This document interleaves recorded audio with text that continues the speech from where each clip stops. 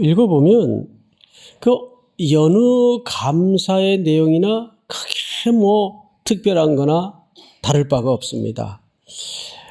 찬송하라, 감사하라, 그분은 인자하시다, 그분은 성실하시다. 키워드를 굳이 뽑자면 이렇게 네 가지 단어로 정리가 돼요. 그런데 우리는 오늘 이 어쩌면 차짓 밋밋해 보이는 이 내용이 매우 특수한 환경에서 기록됐다는 것을 놓쳐서는 안 됩니다. 여러분, 시편은 성경에서 아주 큰 책입니다. 제일 큰 책이죠.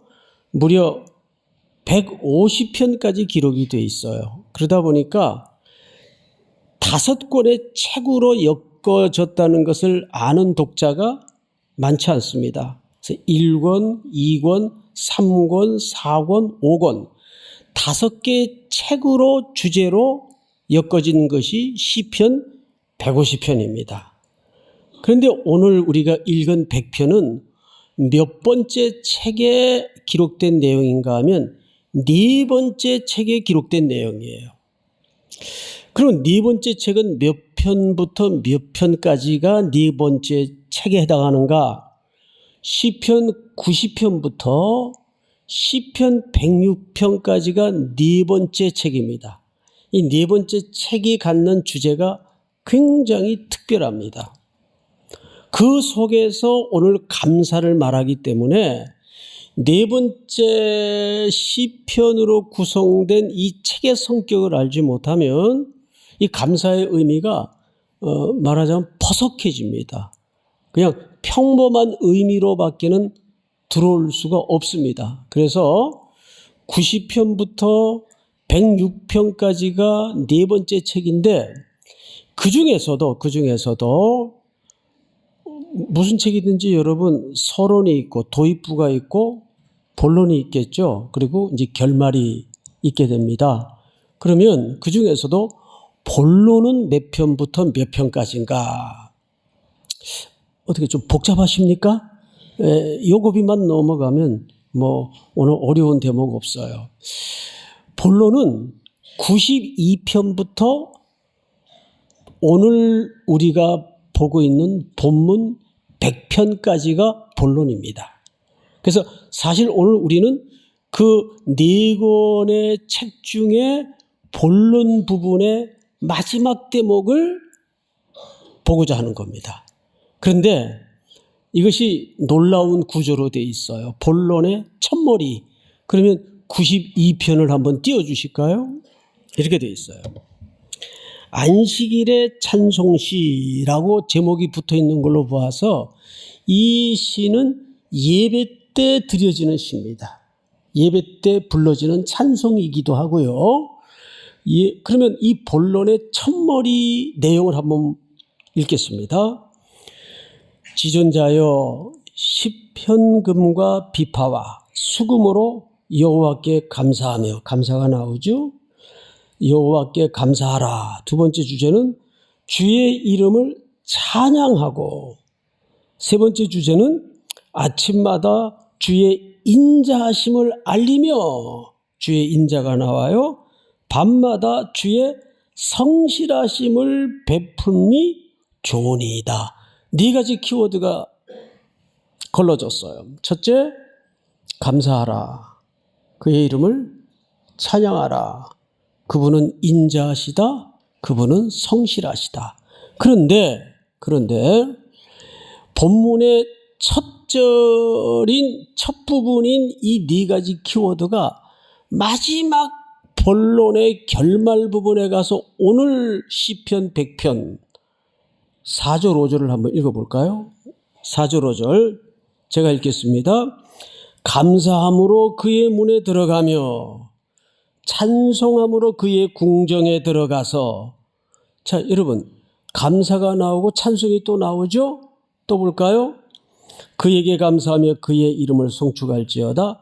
여호와는 어떡하시며 선하시며, 인자나 선함이나 같은 표현이에요. 그의 인자하심이 영원하고 그의 또 뭐가 나오죠? 성실하심이 대대에 이르리로다. 자, 이제 다 끝났어요. 일단 첫 번째는 우리가 오늘 시편 100편이 위치가 어느 위치에 있는가를 지금 살피는 과정에 있습니다. 본론격인 92편을 우리가 읽어보니까 네 가지 주제가 등장을 했어요. 첫째는 감사하라, 찬송하라, 그는 인자하시다. 네 번째, 그는 성실하시다. 성실하시다.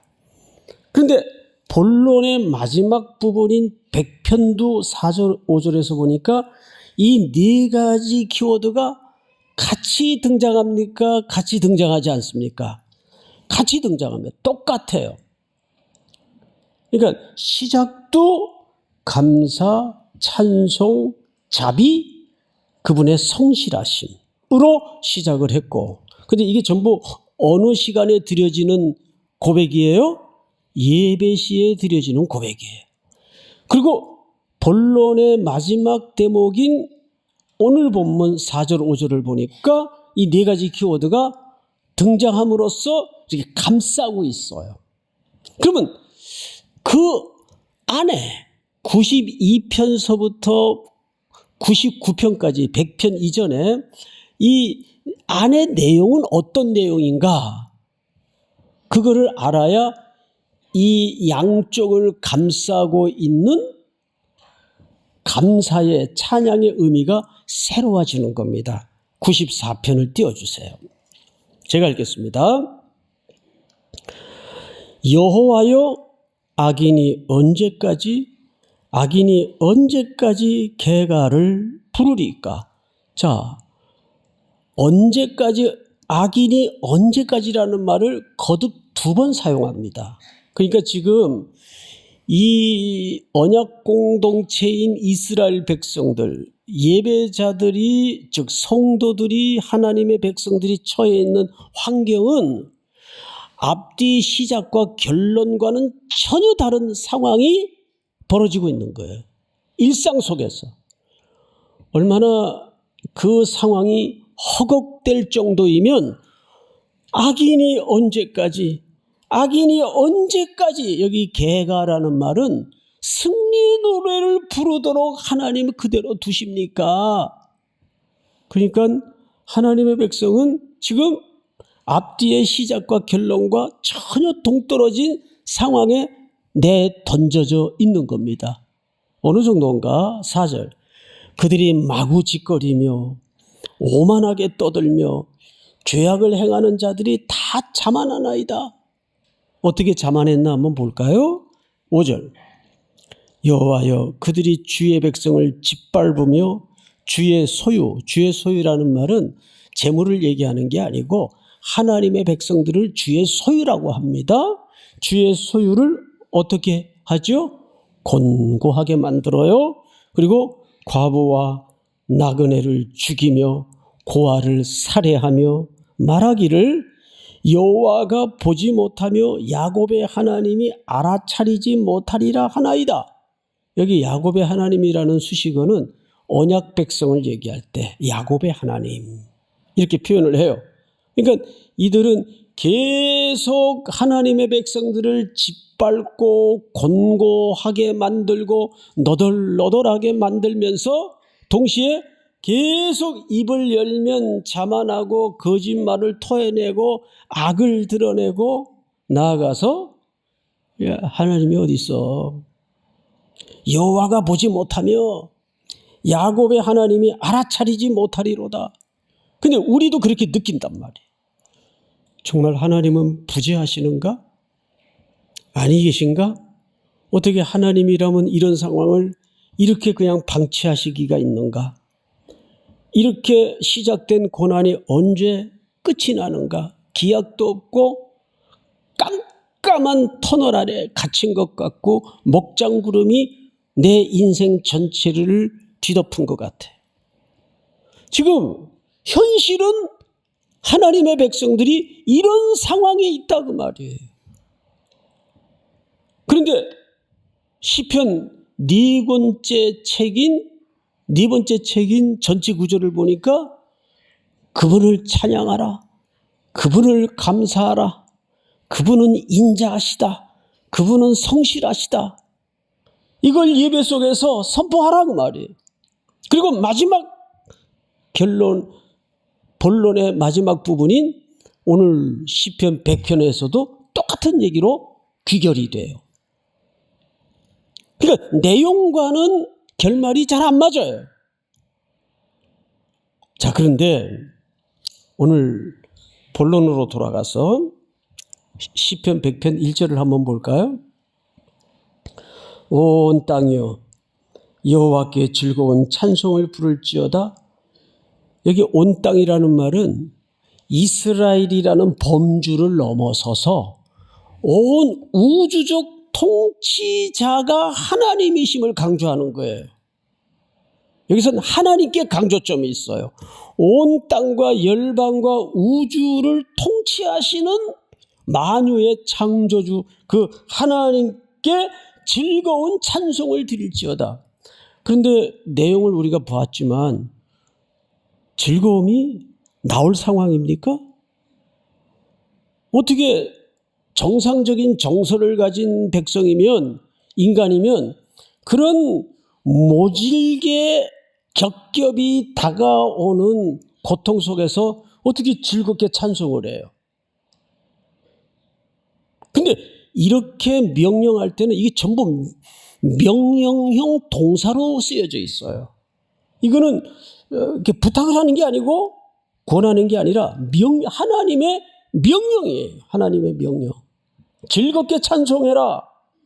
그 하나님이 명령을 할 때는 대안과 대책이 있을까요? 없을까요? 대안과 대책이 당연히 있죠. 그래서 우리는 시편 96편을 봐야 돼요. 시편 96편 이렇게 되어 있어요. 모든 나라 가운데서 이르기를 여호와께서 다스리시니 세계가 굳게 서고 온 땅의 통치자인 것처럼 굳게 서고 흔들리지 않으리라. 그가 만민을 공평하게 뭐하리라 할지로다. 심판하시리라 할지로다. 하나님이 그럼에도 불구하고 하나님의 백성들에게는 하나님이 부재된 것 같고 꿈쩍도 안 하시고 돌아보지도 않은 것 같이 느껴지지만 하나님이 반드시 공정하게 뭐 하실 것을 믿으라 그 말이에요. 심판하시리라는 것을 선포해라 그 말이에요. 선포해라. 이건 단순히 우리에게 하나님은 그런 하나님이다 이렇게 가르쳐주는 차원을 넘어서 그대들의 입으로 이거를 예배 시간을 통해서 뭐 하라는 얘기예요? 선포하라는 얘기예요. 여러분 딘 플레밍의 책에 발췌를 해서 예배의 5가지 얼굴이라는 주제로 시리즈 설교를 얼마 전에 했던 적이 있어요. 기억하실 겁니다. 그중에 첫 번째 얼굴이 뭐예요? 예배의 첫 번째 얼굴 선포. 예배는 선포한다. 우리가 하나님 앞에 하나님의 언약 공동체로서 이렇게 예배를 드리는 것 자체가 뭐예요? 이 하나님의 최종적 승리를 선포하면서 내가 오늘날 어떤 정황에 세워져 있다 할지라도 나를 흔들 자가 없고 내가 흔들릴 수 없다. 이거를 천명하고 선포하는 겁니다. 그러니까 종종 이런 말 쓰죠. 이겨놓고 싸운다. 이겨놓고 싸운다. 2002년 월드컵 경기 중에 가장 극적인 경기가 16강전에서 이탈리아와의 경기였어요. 그 당시에는 온 나라가 발칵 뒤집혔어요. 세계가 발칵 뒤집혔어요. 저 축구의 변방인 아시아의 조그만 나라가 이탈리아를 꺾었다? 요즘도 20몇 년이 지났지만 요즘도 우리가 그 경기를 보면 짜릿한데 지고 있는 점수가 있었어요. 그 과정에서. 아유, 정말 안 되겠다. 끝났다. 이러고 보는 사람 있어요? 우리는 그 최종적 결말을 알기 때문에 빙글빙글 웃으면서 여유 있게 볼 수 있는 겁니다. 신앙이라는 게 똑같아요. 결말을 알고 싸우는 거예요. 결말을 알고 서 있는 거예요. 믿습니까? 2000년 전 갈보리 언덕에서 예수 그리스도께서 우리의 결말까지를 다 성취하시고 십자가의 대가를 지불하셨기 때문에 그것을 시간 속에서 풀어가다 보니까 우리는 이해하면서 걸어갈 뿐이지, 이미 하나님에게는 시간의 의미가 필요할까요? 필요하지 않을까요? 하나님에게는 시간의 의미가 필요 없어요. 십자가에서 최종적인 어린 양의 승리로 모든 현재, 과거, 미래까지 점으로 영원히 결정하셨습니다. 우리는 그 결말을 하나님의 말씀으로 아는 거예요. 그래서 여러분 3절을 잘 보세요. 여호와가 우리 하나님이신 줄을 너희는 알지어다. 그는 우리를 지으시니요 우리는 그의 것이니 그의 백성이요 그의 어떤 양이로다? 기르시는 양이로다. 이것은 전형적인 하나님의 택한 언약 백성들에게만 사용되는 문장입니다. 여러분 430년 동안 애굽의 이스라엘 백성들이 노예로 묶여 있을 때 그들의 의지와 상관없이 어린 양이 죽음의 밤 유월절을 통과해서 그들을 홍해를 건너게 하셨습니다. 홍해를 건넨 이스라엘 백성들을 모세를 선두로 세워 제일 먼저 이끌어낸 장소가 어디입니까? 시내산입니다. 시내산에서 모세를 통해 하나님의 백성들에게 앞으로 살아갈 원리, 질서, 가치, 방향을 설정하셨어요. 그래서 출애굽기 19장을 보시면 이렇게 되어 있어요. 세계가 다 내게 속하였나니 너희가 내 말을 잘 듣고 내 언약을 지키면, 이제부터 이스라엘 백성들은 언약 백성이에요. 피로 값주고 산 하나님의 백성이 되었단 말이죠. 너희는 모든 민족 중에서 내 뭐가 되겠고 소유가 되겠고. 6절 시작. 너희가 내게 대하여 제사장 나라가 되며 거룩한 백성이 되리라.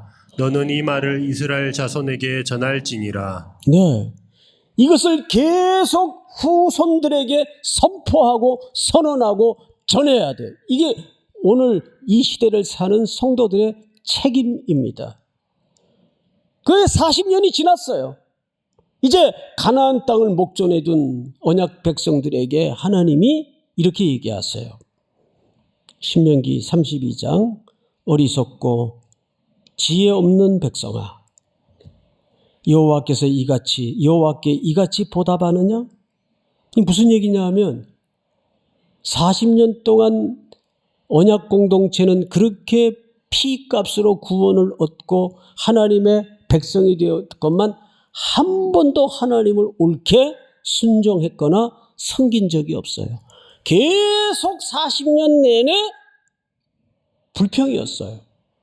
여러분, 돌발 퀴즈 하나 낼게요. 감사의 동의어가 뭔지 아세요? 감사의 동의어. 옆에 분하고 짜장면 내기 할까요? 감사의 동의어는 기억하다입니다. 기억하다. 그럼 반대로 감사의 반대말은 뭐예요? 잊어버리다.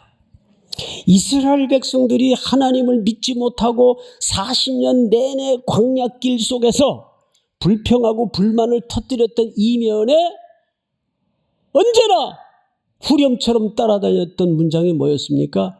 그들이 잊었도다. 잊었도다. 하나님의 은혜를 잊었도다. 잊었도다. 잊었도다. 어떻게 너희를 구원해냈고 어떻게 하나님이 그 구원을 위해서 대가를 지불하셨는지를 잊었도다. 잊었도다. 잊을 때 불신앙적인 행동이 나온 거예요. 근데 성경을 다시 보세요. 32장 6절. 어리석고 지혜 없는 백성아, 여호와께 이같이 보답하느냐?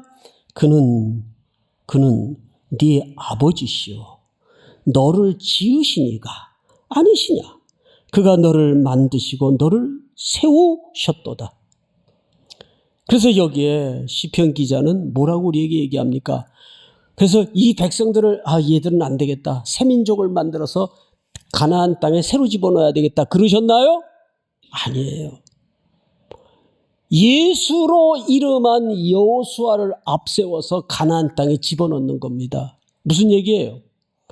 그럼에도 불구하고 십자가의 핏값으로 지불하신 예수 그리스도의 공로로 이들을 끝까지 완성하시고 그들의 불신을 넘고 불순종을 뚫어서 하나님이 계획하신 완성의 자리에까지 기르시고 인도하시겠다는 돌보심과 양육을 약속하고 있는 겁니다. 그것이 오늘 3절의 말씀이에요. 3절 다 같이 한번 다시 시작. 여호와가 우리 하나님이신 줄 너희는 알지어다. 그는 우리를 지으시니요 우리는 그의 것이니 그의 백성이요 그의 기르시는 양이로다.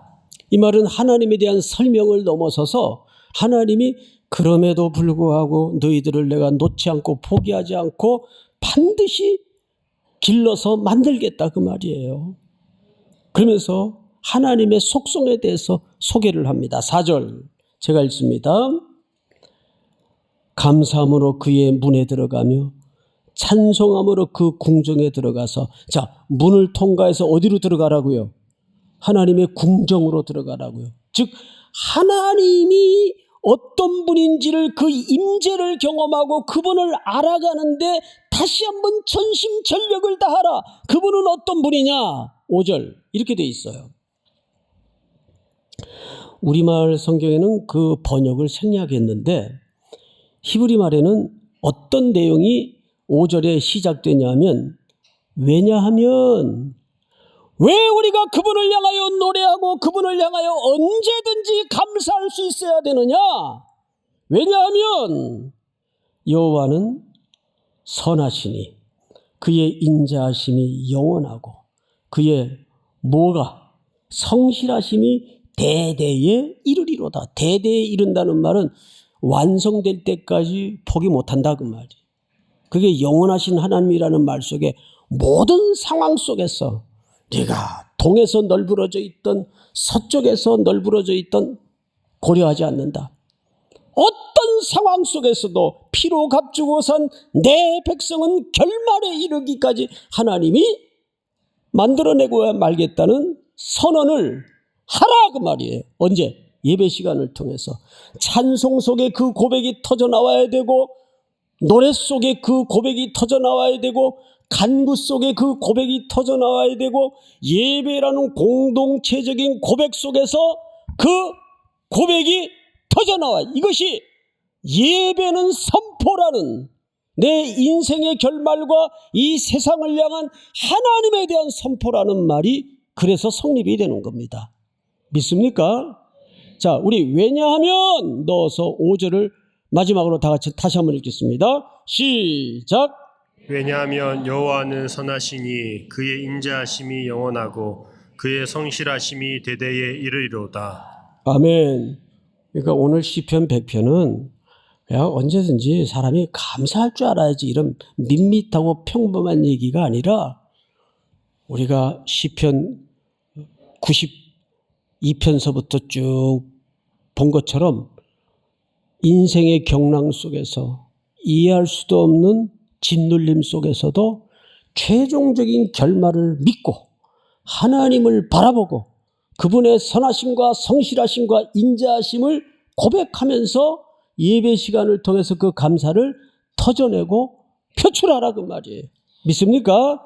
그런 마르지 않는 하나님의 자비와 긍휼이 무궁하심으로 우리가 진멸되지 않을 것을 믿고 하나님의 성실하심에 여러분들의 감사가 다시 한번 기초되는 은혜가 있기를 주의 이름으로 축복합니다.